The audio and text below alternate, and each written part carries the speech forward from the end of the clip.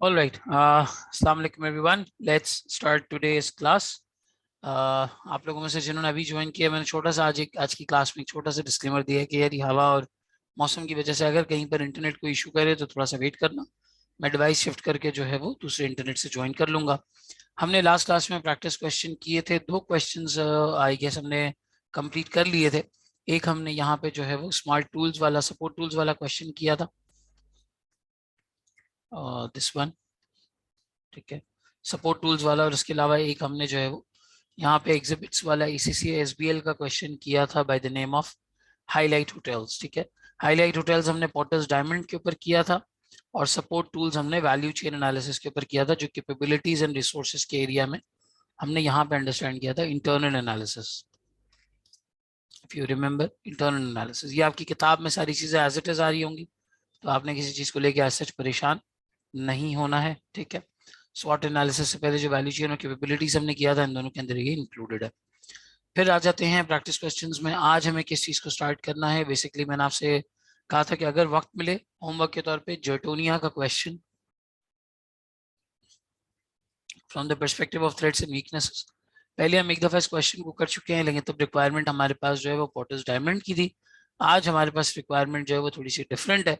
तो आए इस सिनेरियो को पढ़ते हैं, जिन लोगों ने अटेम्प्ट किया है उनसे उनका फीडबैक लेते हैं कि उन्हें क्या समझ आया, उन्होंने क्या अटेम्प्ट किया, क्या लिखा, and at the same time फिर इसके सोल्यूशन को जो है वो बहरहाल हम यहाँ पे डिस्कस कर लेते हैं। सही। So Jetonia is the largest economy in the European region and enjoys a stable and business-friendly government. Its automotive industry is well known for producing top-quality speed cars and is considered an industry leader in the world. It has an excellent road network with no speed limit that makes it perfect to meet the Jetonians' appetite and demand for quality and speed. ये paragraph हमने पहले cover किया था। Purely ये जो है वो potter's diamond के हवाले से है। जिन लोगों ने रिफ्रेशर के बाद जो है वो आज ज्वाइन किया है, या जिनकी लेट्स से कल फर्स्ट क्लास थी, उनके लिए मैं थोड़ा सा रिपीट कर देता हूँ, और फिर उसके बाद जो है वो उसके हवाले से हम जो है वो आगे बढ़ते हैं। जेटोनिया बेसिकली लार्जेस्ट ऑटोमोबाइल मैन्युफैक्चरर है और यूरोपियन रीजन के अंदर ये कंपनी जो है वो स्टैंड आउट करती है। काफ़ी स्टेबल और बिजनेस फ्रेंडली गवर्नमेंट है। इसकी ऑटोमोटिव इंडस्ट्री भी काफ़ी नोन है। लोग वहाँ पे बहुत ज़्यादा इस चीज़ के शायदाई हैं कि वो स्पीड और इन सारी चीज़ों को जो है वो इंजॉय करें, क्वालिटी और स्पीड को। तो इसके हवाले से कंपनी का जो मोटिव है, कंपनी का जो माइंडसेट है, वो बड़ा परफेक्ट बैठता है। और ओवरऑल लेवल पे जो है वो ये काफ़ी हद तक जो है वो लोगों को जो है वो सूट भी करती है कंपनी। ठीक है, Jertonia's automotive industry is the largest industry sector and employer in the country, which includes from the large car manufacturers to extensive support network of many subsystems, component and parts manufacturers. इस paragraph को हमने last जब discuss किया था तो मैंने आपको बताया था कि ये सपोर्टेड और रिलेटेड इंडस्ट्रीज के बारे में बता रहा है, जो पॉटर्स डायमंड का एक एलिमेंट है। हमारे पास क्वेश्चन आया है फैजान की तरफ से, सर मेरी फर्स्ट क्लास है तो मैं कंटिन्यू करूं या जो मिस हो गए? यार कल मैंने पूरा रिवीजन करवाया था। अगर कल की क्लास भी आपने अटेंड कर ली होती 22 जनवरी की, सैटरडे वाले दिन, तो काफ़ी कुछ वहाँ से जो है वो कवर हो जाना था। मतलब मैंने उसमें रिवीजन करवाया था, फिर उसके बाद बैकग्राउंड बताया था, सारी चीज़ें बताई थी। तो बेशक आप बहुत पुरानी क्लासेस बेशक ना देखें, लेकिन कल की एक क्लास बेशक देख लीजिएगा। आज की क्लास चलने में कोई समझता नहीं है, कोई सी एलियनेटेड बातें नहीं होंगी। You will make the context out of things, समझ आ जाएंगी। लेकिन कल की क्लास एटलीस्ट आप प्रायोरिटी बेसिस पे देख लो, तो उसमें मैंने काफ़ी हद तक चीज़ें रिवाइज भी करवाई हैं और एट द सेम टाइम जो है वो आगे सवालात भी करवाए। तो दैट्स हाउ इट इज। ठीक है, ऑल राइट।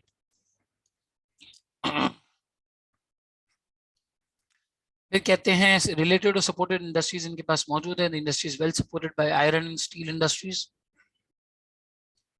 आयरन स्टील सारे स्पेयर पार्ट्स के लिए जरूरी है। Efficient financial IT systems, well reputed technical education institutes, heavy public and private expenditure in education, highly skilled workforce. There is an intense competition and a constant pressure on manufacturer to innovate. Innovate का काफी तक इनके ऊपर competition है। ये clearly दो paragraphs जो है वो firm structure, rivalry, इन सारी चीजों के ऊपर जो है वो बात करते हैं। अब थर्ड पैराग्राफ को जरा गौर से पढ़ना है, क्योंकि यहाँ से हमारे लिए ये सारी चीजें जो है वो निकलेंगी। Frederick Dundon, head of Auto Industry Union, believes Jertonia has developed a national comparative advantage over many other countries. However, he is hesitant about the future leadership position for speed cars, mainly due to tougher regulations on emission requirements prompted by the government, prompted by Jertonia's deteriorating environmental conditions, petrol-dependent engines, and systems of speed cars. Government plans to introduce speed limits in all areas to reduce the increasing rate of car accidents in some areas, changing needs of tech-savvy consumers, and the rising trend of people interested in driving rented speed cars rather than owning one.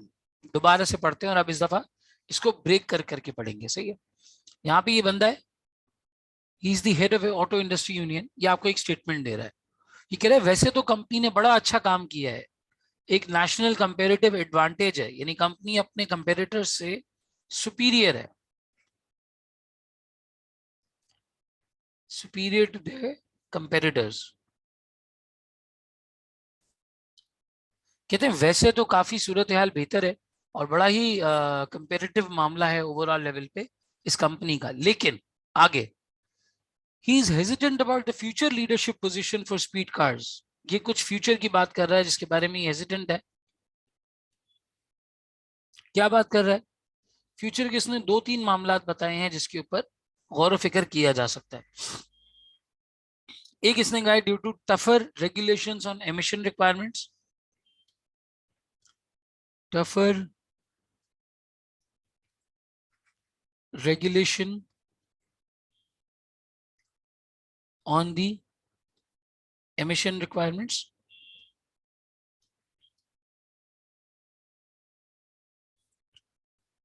एक ये बात हो गई, इसको हम एक colour से highlight कर लेते हैं।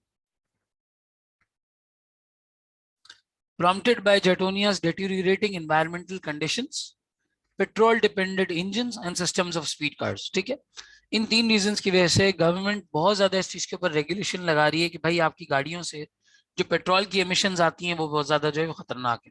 यहाँ पर एक छोटी सी बात याद रखें कि इसकी जो रिप्लेसमेंट है हमारे पास,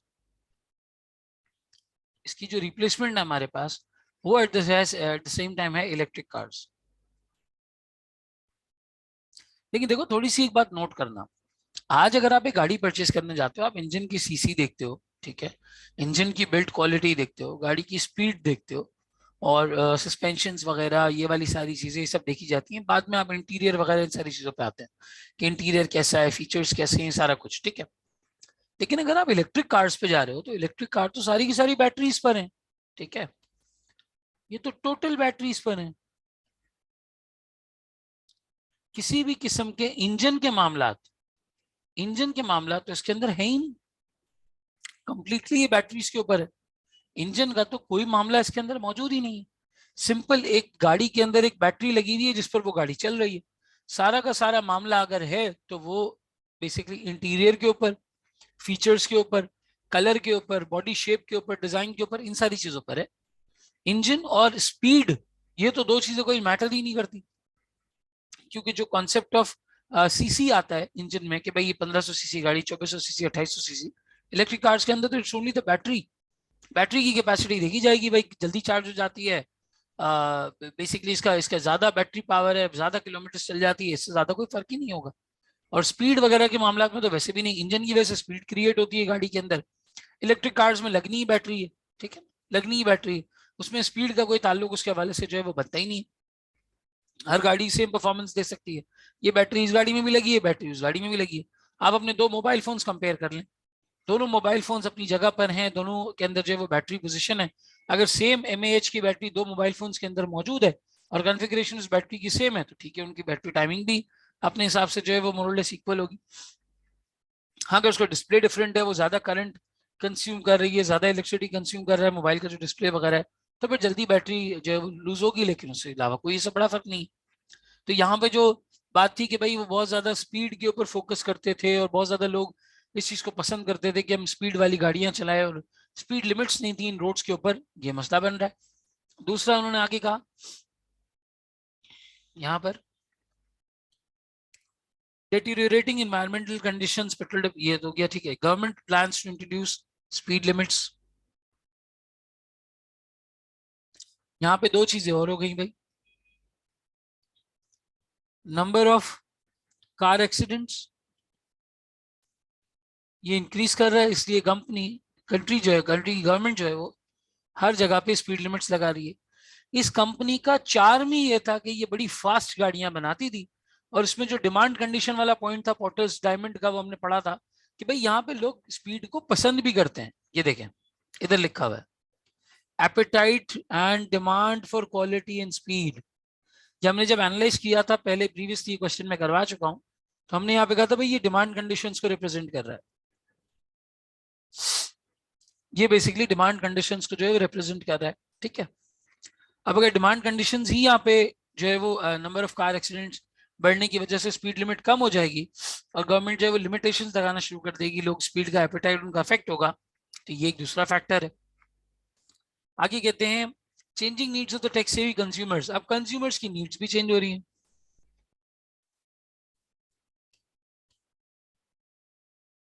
changing needs of the consumers.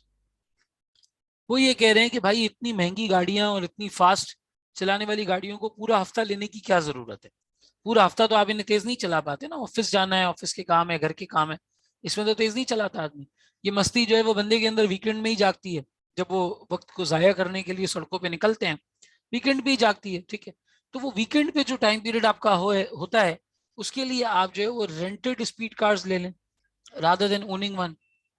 आप स्पीड कार को रेंट कर लें और जितनी आपने तेज चलानी है, जो डोपामिन आपको हिट करना है, वो आप उसके थ्रू कर लें। तो यहाँ पर तीसरी बात, रेंटेड स्पीड कार्स की तरफ लोग जो है वो जा रहे हैं, ठीक है। अब हमसे ये सवाल किया जा रहा है कि भाई ये बताओ कौन से थ्रेट्स हैं कंपनीज के ऊपर। वैसे आइडियली यहाँ अपॉर्चुनिटी होना चाहिए, इन्होंने बहरहाल यहाँ पे वीकनेस लिख दिया है, तो हम इसको थ्रेट्स एंड अपॉर्चुनिटीज के पॉइंट ऑफ व्यू से जो है वो कर सकते हैं। स्ट्रेंथ्स तो सारी की सारी हैं, वीकनेसेस भी चंद एक बताई जा सकती हैं, अपॉर्चुनिटीज भी डिस्कस कर लेंगे। तो हम थ्रेट्स, अपॉर्चुनिटीज और वीकनेसेस, ये तीनों चीजें आपस में जो है वो डिस्कस कर लेते हैं। जी भाई, जिन लोगों ने अटेम्प्ट किया है वो अपना आंसर यहाँ पे बता सकते हैं। सर्वर, अगर तुमने आंसर मुझे भेजा था, काइंडली चाहो तो उसको माइक पे पढ़ सकते हो या माइक पे बता सकते हो कि तुमने क्या लिखना चाहा है। और भी किसी ने अगर किया हुआ है तो वो हैंड रेस कर लें, हैंड रेस करके जो है वो मैं उनका नाम कॉल आउट कर लूंगा, वो अपना आंसर पढ़ सकते हैं अगर लिखा है तो। यार पॉइंटर्स टाइप करोगे टाइम लग जाएगा भाई, माइक ऑन करो, समझा दो क्या लिखा है। इतना टाइपिस्ट वाला काम नहीं करो, अल्लाह ताला ने जबान दी, गला दिया, अल्हम्दुलिल्लाह आवाज दी, इस्तेमाल करो। जी सर, अस्सलाम वालेकुम। वालेकुम अस्सलाम। तुम्हारी आवाज सुन के मुझे ऑडिट के दिन याद आ जाते हैं। हाँ भाई बताओ। अच्छा सर, अपॉर्चुनिटीज के हिसाब से तो लिखा नहीं है क्योंकि ऑफ कोर्स रिक्वायरमेंट्स उसकी थ्रेट्स एंड वीकनेस थी। तो सही है। थ्रेट्स के अंदर मैंने सबसे पहले तो थ्रेट टू इनोवेट लिखा है, जो कि ऑफ कोर्स कोर हमारा चाह रहा है सवाल का कि सिनेरियो को अगर हम पढ़े तो intense threat to competition, constant innovate pressure या टू थ्रेट, इनोवेट। मतलब इनोवेट वर्ड थ्रेट से थ्रेट क्या इन द मतलब है? सेंस कि it's not a threat, yes you are right, more likely a pressure. More likely in but opportunity कि company को innovate करने की अपॉर्चुनिटी मिल रही है। थ्रेट तो उनके ऊपर हाँ, ये है मुझे प्राइमरली। लिखते हुए हाँ मुझे खुद ये आ हाँ रहा था कि जबरदस्ती इसको थ्रेड्स वगैरह में कन्वर्ट करना पड़ हाँ, रहा है, ज्यादातर अपॉर्चुनिटीज की तरफ ही गया हुआ है सवाल। अग्रीड टेक्निकली विद देखो दैट। थ्रेट 3 है। अगर तुम टेक्निकली देखो थ्रेट, कंपनी के ऊपर थ्रेट क्या है, सबसे बड़ा थ्रेट ये है भाई स्पीड लिमिट अप्लाई हो जाएगी, सबसे बड़ा थ्रेट है स्पीड लिमिट स्पीड, हो जाएगी। मैं मान लो आज अगर एनवायरमेंटल फ्रेंडली व्हीकल्स बनाने वाले। पाकिस्तान की जो नहीं नहीं, टूरिज्म सॉरी इंडस्ट्री है, continue. Tourism industry for example ले लो कि मरी है, हुंजा है, स्कर्दू है, इस तरह के ऊपर के इलाके हैं। आज गवर्नमेंट ये अनाउंसमेंट कर दे कि भाई आप रेंट इस पॉइंट से इस पॉइंट तक चार्ज कर सकते हैं, इससे ऊपर आप रेंट चार्ज नहीं कर सकते। अगर इससे ऊपर आप रेंट चार्ज करेंगे होटल के कमरे का, तो हम होटल के मालिक को कॉन्फिस्केट करके कहीं पे जेल में बंद कर देंगे। आज मान लो ये रेगुलेशन आ जाती है, सारी होटल इंडस्ट्री जो ऊपर टूरिज्म साइड पे बैठी है ये ऊपर नीचे हो जाएगी, बिल्कुल ये काम जाएंगे कि यार ये क्या कर दिया गवर्नमेंट ने। क्योंकि डिमांड सप्लाई का इफेक्ट होता है, पूरा साल वहां लोग आते नहीं है, जब कमाने का सीजन होता है तो कमाने का नहीं, वो चीरने का सीजन होता है, तो वो कोशिश करते हैं जितने पैसे हेंट सके हेंट ले। और फिर जरा ऐसा नहीं है कि उसकी कोई वक़्त नहीं है, उस पर सर्विस भी दी जाती है। आप में से कोई कभी हुंजा अगर चक्कर लगाए तो अताबाद लेक के पास लक्सस हुंजा एक बेहतरीन जो है वो रिजॉर्ट है, और इंशाल्लाह ताला पेपर ऊपर निकल जाएंगे, चीजें आगे बढ़ेंगी जिंदगी में तो आपको मौके मिलेंगे वहां पर जाने के और एंजॉय करने के। बड़ा अच्छा सेटअप बना हुआ है। आज गवर्नमेंट बोलते लक्सस हुंजा वाला 5,000 रुपये पर नाइट से ज्यादा चार्ज नहीं कर सकते। 18 घंटे का स्टे या 20 घंटे का स्टे होगा, अगर आपका 5,000 रुपये चार्ज कर सकता है, इससे ज्यादा नहीं कर सकता। और गवर्नमेंट का कोई बंदा लाके खड़ा कर दे, उसके लिए सबसे बड़ा थ्रेट ही है कि यार कल को गवर्नमेंट को ऐसी चीज दे दे। अब यहाँ पे स्पीड लिमिट का अप्लाई कर देना इनके लिए थ्रेट है कि इनकी गाड़ियां पता नहीं बिक पाएंगी नहीं बिक पाएंगी। सो बड़ा आसान है। अगर आप देखें this is practically threat number 1 कि एक तो आपकी गाड़ियां जो बहुत ज्यादा इंजन बेस्ड हैं, पेट्रोल बेस्ड हैं, उन गाड़ियों के ऊपर रेगुलेशन लग रही है, आपकी पेट्रोल बेस्ड गाड़ियां बिक नहीं पाएंगी, पहला थ्रेट। दूसरा थ्रेट, नंबर ऑफ एक्सीडेंट्स बढ़ रहे हैं, तो आपको स्पीड लिमिट की वजह से जो आप गाड़ियों को सेल करते थे कि हमारी गाड़ियां बड़ी जबरदस्त स्पीड वाली कार्स हैं और बेहतरीन कार्स हैं, इनकी सेल्स पे इफेक्ट आएगा, इनकी सेल्स गिर जाएंगी। दूसरा थ्रेट। तीसरा थ्रेट, कंज्यूमर्स की नीड चेंज हो रही है, वो गाड़ियां रेंट करने के लिए तैयार हैं, तो आपकी सेल्स डाउन हो जाएंगी, आपकी सेल्स डाउन हो जाएंगी। प्राइमरली यहाँ पे 3 थ्रेट्स हैं, 3 खतरे हैं, और गिवन पैराग्राफ में से मैंने निकाले हैं। कमाल जो है वो थ्रेट निकालना नहीं है, अगर मैंने थ्रेट्स निकाल लिए पैराग्राफ पढ़ के तो कोई बहुत बड़ा कमाल नहीं किया। कमाल है अपॉर्चुनिटीज निकालना, कि यहाँ पे अपॉर्चुनिटीज निकल के आए। अब मुझे बताओ इन थ्रेट से कंपनीज के पास अपॉर्चुनिटी क्या क्या है? सर एक दरवाजा बंद हो रहा है ना, तो कोई ना कोई दूसरा खुल रहा होगा, वो क्या करें? Existing inventory needs to reengineer lack in compliance with regulation. ठीक है, बिल्कुल बिल्कुल सही है, बिल्कुल सही है रिजवान। अपॉर्चुनिटीज किस तरीके से निकलेंगी यहाँ पे? Opportunity to enter into new rent out business. इसको थोड़ा सा और इलैबोरेट करो रिजवान, माइक यूज करो, माइक पे बात करो, बिल्कुल आपको ऐसा बुरा नहीं लगेगा, कुछ नया नहीं लगेगा। अस्सलाम वालेकुम सर। वालेकुम अस्सलाम। सर रेंट आउट बिजनेस की अपॉर्चुनिटी इसलिए मैंने लिखा है कि जैसे अब लोग प्रेफर कर रहे हैं कि वो वीकेंड्स पर जो है गाड़ियों को यूज करेंगे और रिलैक्सेशन, तो हमारे लिए अपॉर्चुनिटी ये है कि हम एक वीकेंड्स के लिए अपनी डिजाइन करें और अपनी कार्स को रेंट आउट करें। बेहतरीन, एग्जिस्टिंग इन्वेंट्री जो है, एक्सीलेंट पॉइंट, एक्सीलेंट पॉइंट। इससे हमारी एग्जिस्टिंग इन्वेंट्री यूटिलाइज भी होगी और रेंटल इनकम की स्ट्रीम भी खुल जाएगी, रेंटल इनकम की स्ट्रीम भी खुल जाएगी। चले भाई, जबरदस्त, बेहतरीन, बहुत अच्छा पॉइंट बताया रिजवान। अब किसी और से पॉइंट लेते हैं। यार रिजवान ने एक अपॉर्चुनिटी बताई कि सर जहां पे लोगों की नीड, जहां पे लोगों की नीड चेंज हो रही है ना, वहां आपके लिए एक अपॉर्चुनिटी भी है, वहां आपके लिए एक बहुत बड़ी अपॉर्चुनिटी है। आई नो ये रिक्वायरमेंट में नहीं है, लेकिन मैं करवा रहा हूं ताकि आपको आइडिया हो कि किस तरीके से इसको सोचा जा सकता है। ठीक है, एक अपॉर्चुनिटी है कि sir we can enter in the business of renting out cars. हम एक नई कंपनी बना सकते हैं, सिस्टर कंसर्न हो, पेरेंट कंपनी हो, सब्सिडरी हो। वो क्या करेगी जी, हमारी गाड़ियां हमसे खरीदेगी और उन्हें आगे रेंट आउट करेगी। खरीदने पे वो कॉस्ट वहां पे कैपिटलाइज हो जाएगी और रेंट की इनकम आती चली जाएगी, गाड़ी डिप्रिशिएट होती जाएगी, रेंट की इनकम रियलाइज होती जाएगी। आपको टैक्स का डिप्रिसिएशन भी मिलेगा, आपको फाइनेंस कॉस्ट का एक्सपेंस वो भी मिलेगा, बेसिकली क्लेम भी मिलेगा इंटरेस्ट एक्सपेंस का, क्योंकि आप नई कंपनी खोलेंगे, बैंक से लोन वोन लेंगे, लोन लेके जो है वो गाड़ियां खरीदेंगे और इंटरेस्ट के ऊपर आपको टैक्स की बचत भी होगी। तो ये बहरहाल इस तरीके की अरेंजमेंट जो है वो की जा सकती है और एक नया बिजनेस स्टार्ट किया जा सकता है। एक्सीलेंट हो गया जी, एक्सीलेंट हो गया, बेहतरीन। और कोई जी, एनीवन? अभी एक थ्रेड कवर हुआ है, उस पर एक अपॉर्चुनिटी निकल आई है, और कोई भाई? मैंने ये एग्जांपल डिस्कस भी की थी शुरू में जब हम स्ट्रैटेजी पढ़ रहे थे कि होंडा कार ने जब देखा कि इलेक्ट्रिक व्हीकल्स की तरफ रुझान बढ़ता जा रहा है, तो होंडा कार्स ने $100 मिलियन की इन्वेस्टमेंट की है इलेक्ट्रिक कार्स के व्हीकल प्लांट के ऊपर। $100 मिलियन की होंडा कार ने की, शायद इंडस ने की, इंडस मोटर्स ने की है, शायद इंडस मोटर्स ने की है आई गेस। $100 मिलियन की इन्वेस्टमेंट की और वो कर ये रहे हैं कि उससे इलेक्ट्रिक हाइब्रिड इलेक्ट्रिक व्हीकल्स की तरफ जो है वो जा रहे हैं, एचईवीज की तरफ। सो चलो, सॉर्ट ऑफ दूसरी अपॉर्चुनिटी मैंने तुम्हें बताई दी कि भाई जहां ये रेगुलेशंस बढ़ रही हैं वहां आप डाइवर्सिफाई करें, या डाइवर्सिफाई करो, या कह लो कि इलेक्ट्रिक कार्स की तरफ मूव करो, manufacture electric cars, invest in batteries. भाई ऑडी को भी तो ये खतरा था ना, ऑडी ने बहुत पहले ये चीज जज कर ली थी कि यार टेस्ला जो कॉन्सेप्ट लाया है ये मोरलेस कामयाब हो चुका है। 2008 से टेस्ला काम कर रहा था, इन्होंने क्या किया होगा, इन्होंने टेस्ला के एम्प्लॉइज को उठाया होगा अच्छी पे पे, अच्छे पैसों पे, वो चले गए होंगे इनके पास, जो पिछले 6-8 साल में उन्होंने सीखा होगा वो उन्होंने कंपेरेटर को बता दिया, कंपेरेटर ने इस बात का उनको साइनिंग बोनस दिया, जितना उन्होंने मुंह फाड़ा उतना बोनस दिया, 1 साल के अंदर लेवरेज कर लिया उस नॉलेज को, उस इंफॉर्मेशन को, और साल के अंदर काम शुरू कर दिया। इसी तरह इंडस्ट्री में काम होता है, ऐसे ही काम होता है। आज अगर कोई नया सीए का इंस्टीट्यूट खोलेगा तो वो सबसे पहले क्या करेगा, वो दूसरे इंस्टीट्यूट से टीचर्स को तोड़ेगा कि यार इन्होंने काम किया है इदारों में, इनको पता है, इनको पता है, इनको ले आओ, ये इन्फॉर्मेशन ले आएंगे किस तरीके से काम हो रहा है मार्केट के अंदर। बिल्कुल इजी सी बात है। आप भी अपने घर के पास कोई बेहतर दुकान खोलेंगे और पहले आपके पास चंद दुकानें इस काम की चल रही थी, आप कोई माहिर बंदा वहां से तोड़ने की कोशिश करेंगे, कोई एक्सपीरियंस बंदा।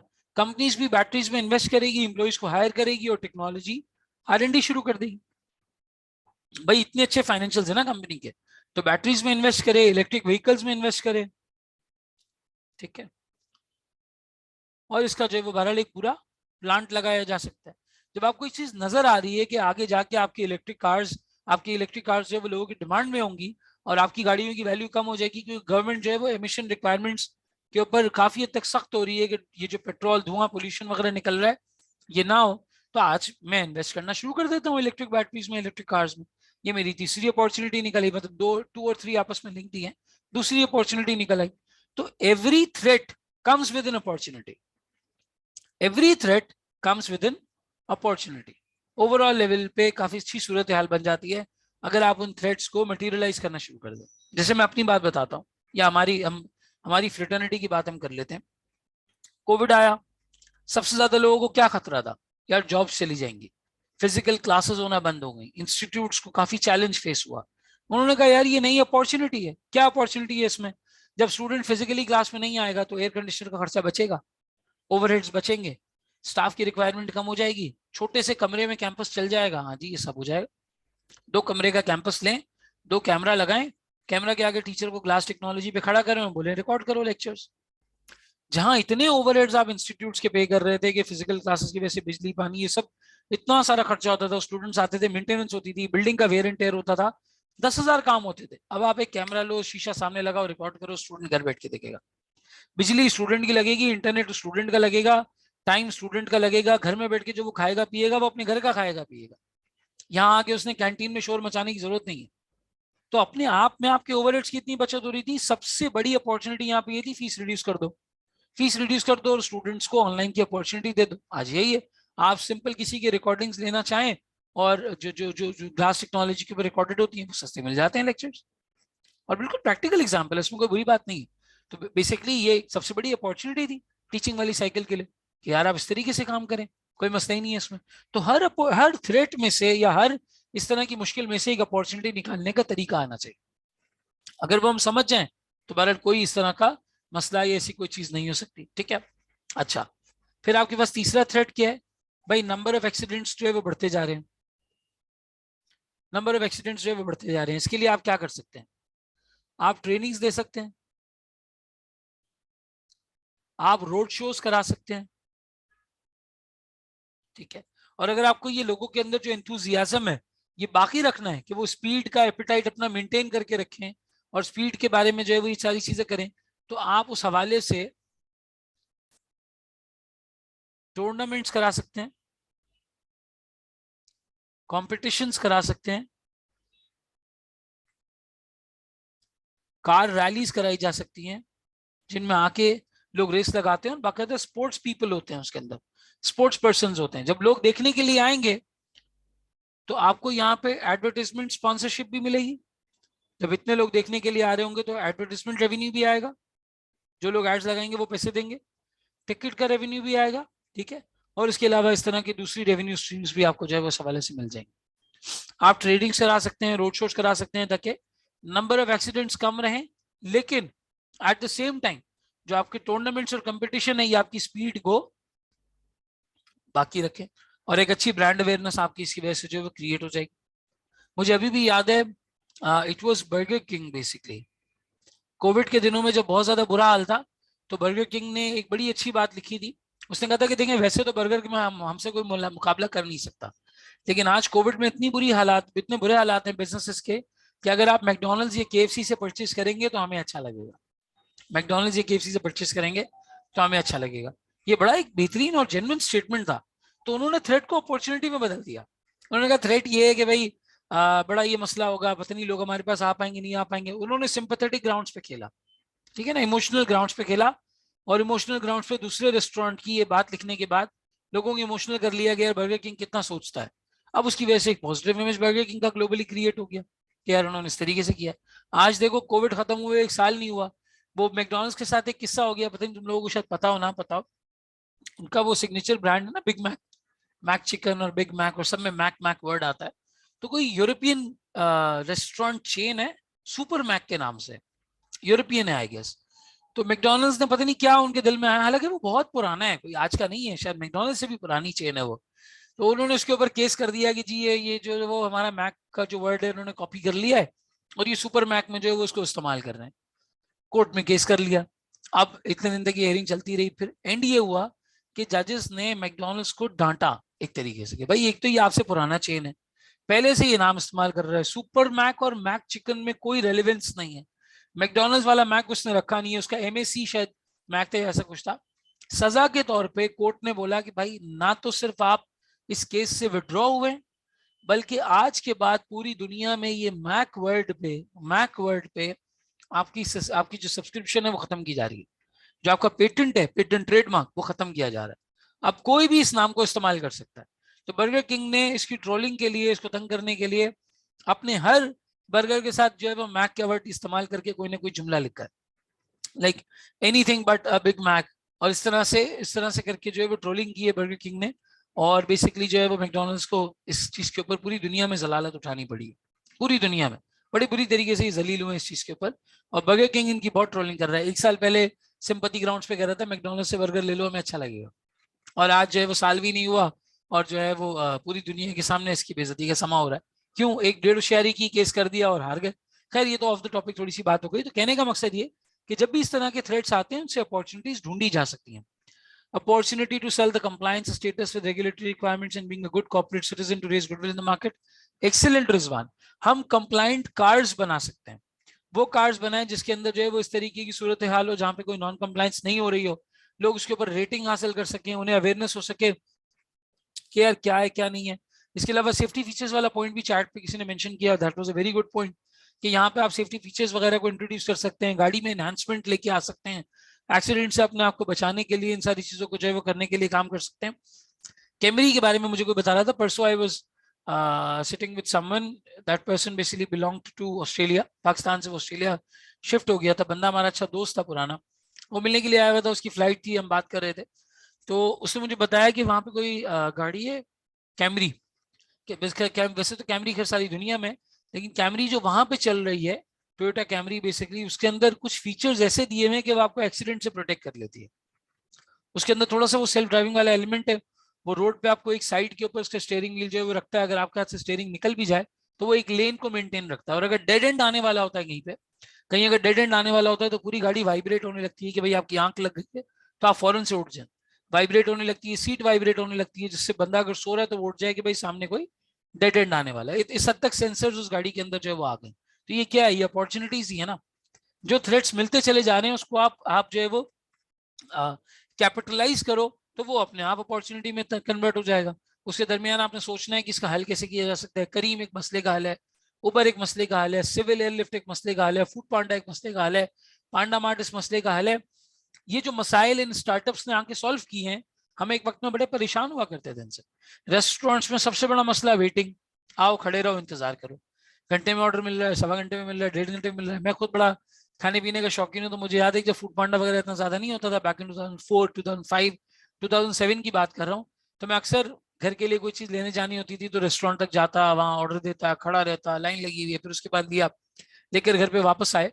एवरी वीकेंड में कोशिश करता था कि मुझे अल्लाह जो है वो बाहर का खाना खिलाए, घर का खाना ना पड़े, तो वो कोशिश होती थी, तो वो जाते थे पार्सल वगैरह लेने। ये सारे मसाइल उन्होंने हल कर दिए, उन्होंने कहा जी हम लेकर आएंगे आपके पास। बिल्कुल इसी तरीके से जहां पे इस तरीके की इश्यूज होते हैं, जहाँ पे क्राइसिस होते हैं, वहाँ अपॉर्चुनिटीज भी होती हैं, जहाँ क्राइसिस होते हैं वहां पे अपॉर्चुनिटीज भी होती है। तो यहाँ पे कंपनी के लिए थ्रेट्स आ रहे हैं तो उसके अगेंस्ट जो है वो अपॉर्चुनिटीज भी आ रही है। अब इन्होंने रिक्वायरमेंट के अंदर वीकनेस का वर्ड लिखा है, लेकिन एज सच कोई बड़ी ऐसी वीकनेस कंपनी के हवाले से उन्होंने बताई नहीं है। कंपनी वेल सपोर्टेड है, सपोर्टेड इंडस्ट्रीज हैं, कंपनी का अच्छा सेल्स का हिसाब किताब है, लार्जेस्ट सेक्टर है, मतलब सॉरी लार्जेस्ट प्लेयर है इंडस्ट्री के अंदर, बड़ी जबरदस्त इसकी गाड़ियां हैं, लोग इसको बड़ा वेल एक्सेप्ट करते हैं। तो आप वीकनेसेस में यही कह सकते हैं कि यार अभी कंपनी के पास इन सारी चीजों की कैपेबिलिटी नहीं है, उसको आहिस्ता आहिस्ता इवॉल्व करना पड़ेगा, मुश्किल है, नामुमकिन नहीं। सो ये बेसिकली आपकी वीकनेस वाली साइड जो है वो हो गई। आइडियली यहाँ पे इन्हें अपॉर्चुनिटीज पूछना चाहिए था, जैसे कि नीचे देखो यहाँ पूछा हुआ opportunities and threats. So overall level पे ये क्वेश्चन जो है वो इस तरीके से हैंडल किया जा सकता है। किसी का कोई सवाल भाई, कोई ऐसी चीज जो आपको इसमें समझ में ना आई हो, फर्दर में कोई चीज इलैबोरेट करूं? तुम लोग बोर तो नहीं होते बिजनेस मैनेजमेंट पढ़ के?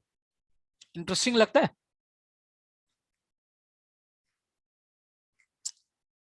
चलें जी, किसी का कोई क्वेश्चन हो तो प्लीज बताएं।